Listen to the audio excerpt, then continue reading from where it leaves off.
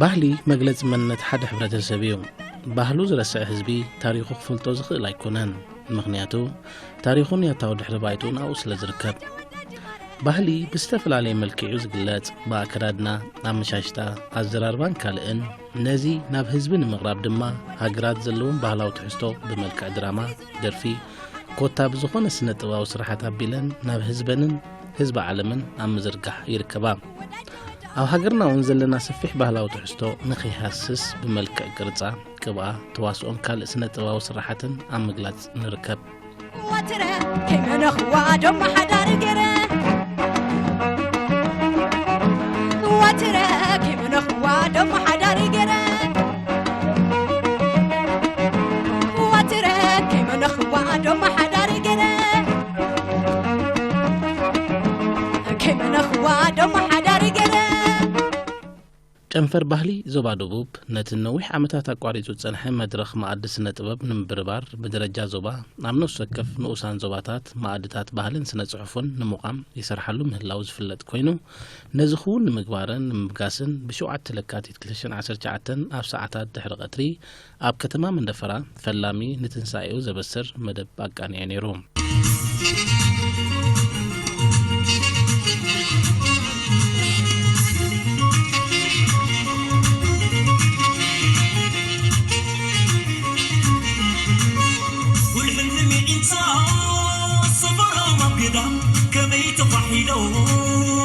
كسبه بودا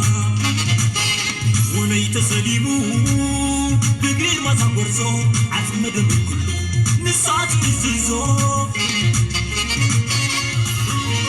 ذكس بتسألات الزبلا لا تي مقانا لبيت عميلا نسايا ناتي أباي سكبتي أباي زعاني نسيات روتي نسيات روتي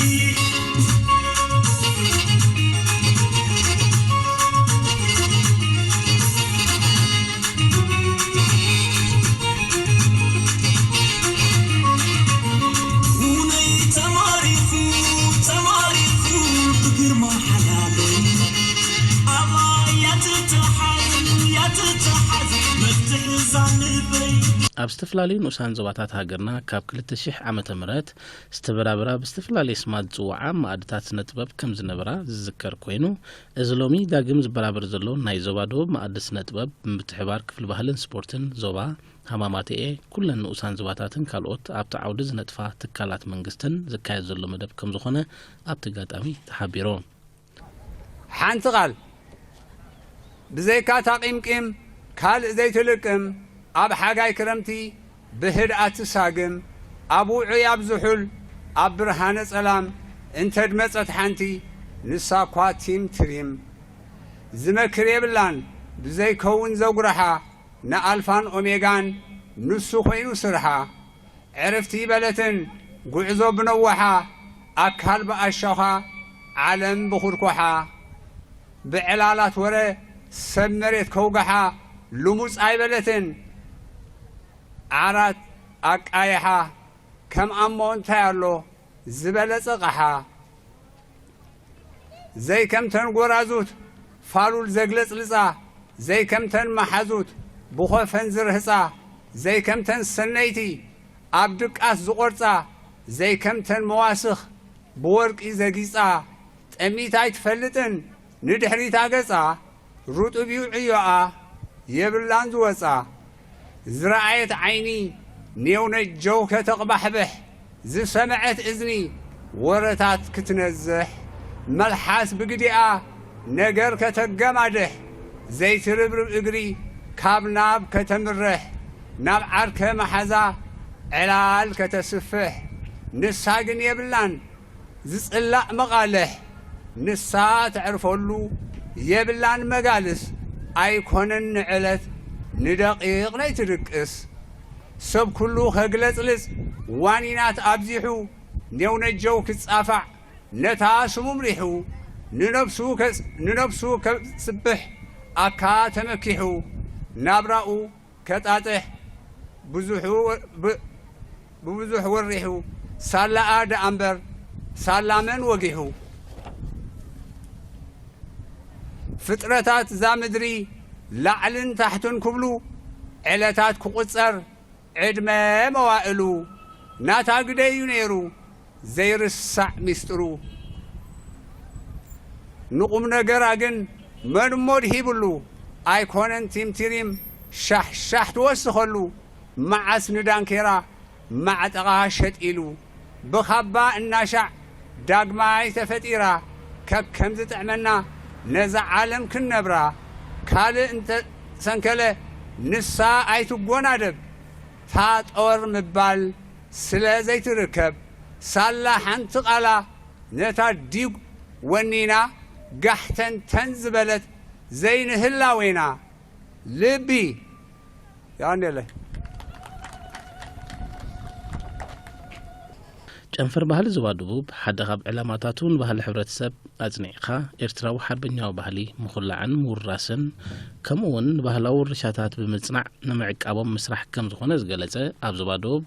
ሓላፍ ጨንፈር ባህሊ ኣቶ ዘርእሰናይ ተስፋይ ብዘይክኡ እቲ ጨንፈር ከም ቅርሲ ዝጥመቱ ፍሉይ ክብሪ ዘለዎም ባህርያውያንን ሰብ ዝሰርሖምን ነገራት ምልላይን ምዕቃብን ከም ዕላማ ይሰርሓሎም ምህላው ይሓቢሮም ዝኸበርካ ሓላፊ ክፍሊ ባህልን ስፖርትን ዞባ ደቡብ ኣቶ ኣብርሃም ዮሃንስ ዝኸበርኩም ሓለፍቲ ክፍልታት ሓለፍቲ ግንባር ሓለፍቲ ጨናፈር ሚኒስትርታትን ማሕበራትን ዝኸበርኩም ተሳተፍቲ ነዚ ማእዲ ስነ ጥበብ ኣቐዲመ ነዚ መደብ ህያው ዝገበሩ የመስግን ጨንፈር ባህሊ ዞባ ደቡብ ሓደ ካብ ዕላማታት ንባህሊ ሕብረተሰብ ኣጽኒዕካ ኤርትራዊ ሓርበኛዊ ባህሊ ምኹላዕን ምውራስን ከምኡ ድማ ንባህላዊ ርሻታት ኣጽኒዕካ ምዕቃቦምን እዩ ብዘይካዚ እቲ ጨንፈር ከም ቅርሲ ዝጥመቱ ፍሉይ ክብሪ ዘለዎም ባህርያውን ሰብ ዝሰርሖም ነገራት ምልላይን ምዕቃብን ከምኡ ድማ ሕብረተሰብ ብዛዕባ ባህልን ቅርስን ፍልጠትን ንቕሓትን ኣብ ምብራኽ ንመትከላት ምዕቃብ ባህሊ ምርኩስ ብምግባር ከዓይ ወጢንዎ ዘሎ እዩ ኣብቲ ቤት ቅዱሳን ኣቲኽኻ እግርኺ በንቆሳ ዕብድ እንዳሓደርክ ብግዳም ተሰሪዕኺ ምስተን ዝመንኮሳ ተሰሊምኪ ወርቂ ዓተር እዱን ዙርያ ምስጥልፉ ኣብ ታቦት እግዚኣብሔር ምስላምኪ መስቀል እንታይ ትትርፉ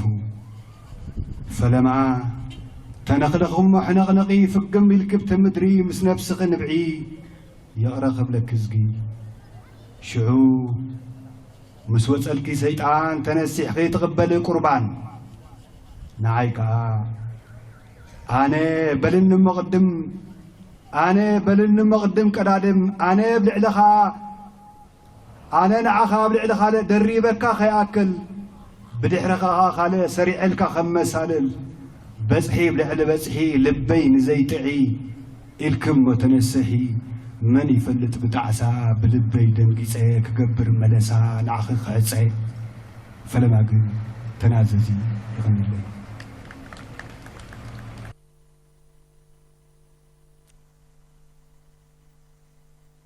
تي من حربنا لو خزبي أنجهوز وفرا مجزاتي كدربي حقيت عاتقو صلا زعقوخه بخلاشن قطيمو تانكي مسمارخه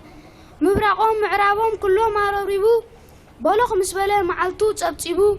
ويوم صنعت ناي سرت امنت توقسو وليدو مدرخ ناي جلانت اغارم قرچمو صلا زبلم دو وقاو تمسيحو تدريرو نادو ورارم زرايم بمعرض درقسو ሳላ ደው ዝበለ ኣስናኑ ነኺሱ ወጋሕታ ሓሙስ ናብ ሰምሃር ፈሲሱ ኣብቲ ሰጣሕ ጎልጎል ኣንፈትካ ዘጋጊ ቅድሚቲ ወገግታ ድሮ ኸብዲ ኣድጊ ኣያወብቱ ኣዋጎ መንከይርአይ ብዘይካ ባጅጎ ድሕር ትፅቢቲ ድሕር ነዊሕ ዓቕሊ ዘለለ ነቓሊ ንሱቲ ፈንቃሊ ደርማስ ቁጣ ሓይሊ ብሓይሉ ኣኽራናት ዝደፍእ ሓዊ ብሓዊ ነበልባል ዝተፍእ ፈቃርና ጽነቲ በዓል ጋምባለ زلالة بلت حنبلة مسكري والقول عدي إلا أبتي رمت مسترسون مدري أبتي تصحاي مستدهري أبتي إشوق مستبهري نيرو قطع ندري لقام قلبو نهري بحري دون تيوو غينو تعزامي بمريت ممتو سونامي كما يكازي قرام نسو زي كالون وعال عنكلالو معبل ناتحالو معبل تقادلو مسفر حقوس قنسي إنو زلكع إنها لكم ندوخ سابلو ميسيسي أغني قطامي قطمي كابتا عين ماي زراماي هيوت بغسل دعرو زقدح كعبت طبب فتيرو بحتا زفلفل زانتا سريحو حقوس زكافل طعمي هيوت بطبب زسحل قصات هيوت قطيمو زسئل سنكسار عندبت لازات اعتنو دقوس زبرابر دنكي فطرقو هو قطعم قطمي طبب أكالو فطار بحتا سناي عملو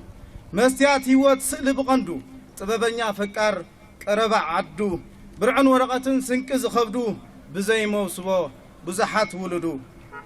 زيادة ورحي زيادة صحي أدماس زبره ملئتا سماي هناز وداسي وحلس يوماي ممليس السوت كم زر اسرناي قنبوت حسوه مشالا قنبلي مسحاف لبو موائل زيبلي سمعت ركتا سموا زدلي كيلا مهندس سالو شاته فتح دقول فتح قدل دقول زتعبته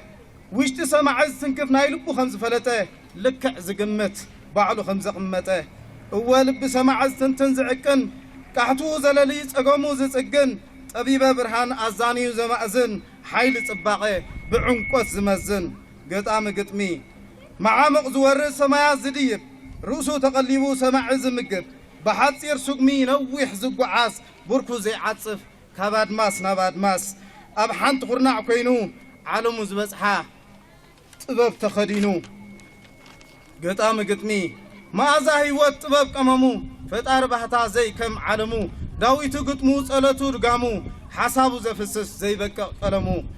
قديحكا زي قدل تأمر حيلو دويلو زحدر برعو تخيلو ان حدر زمكر كم ويني أبقى زنبر نايلبو حلامي بقى قطام قطمي طبابي عالمو كمار حسابات برعن ورقتن قزمو درب عقبات وشتازة طعمو باعلو زفوس زفلت حمامو قطام قطمي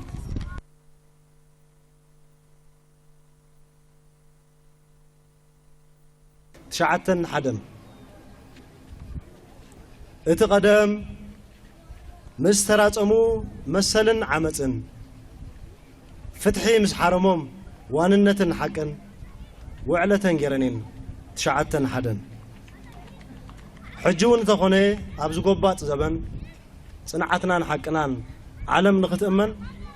انقاقنا يستم نخون تشعتن حدن غني له كم تاخي كم تاخي سلحتا سقمخي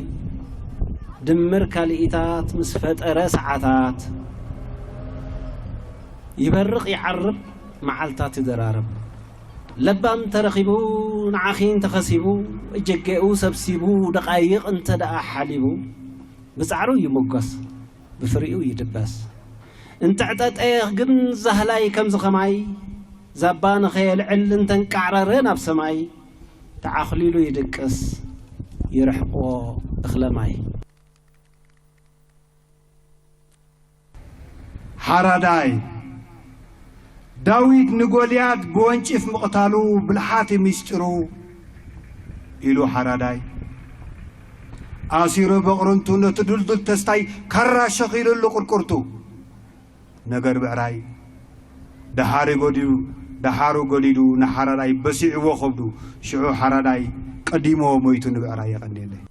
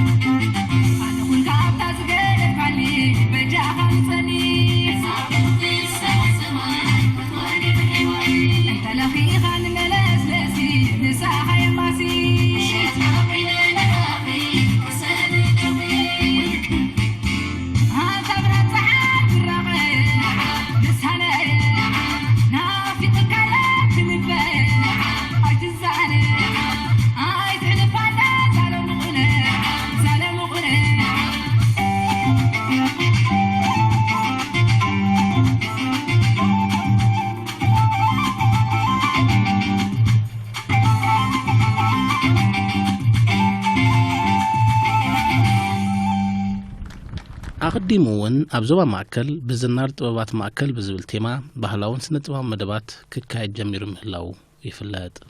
بن طاليان اي بابين باتا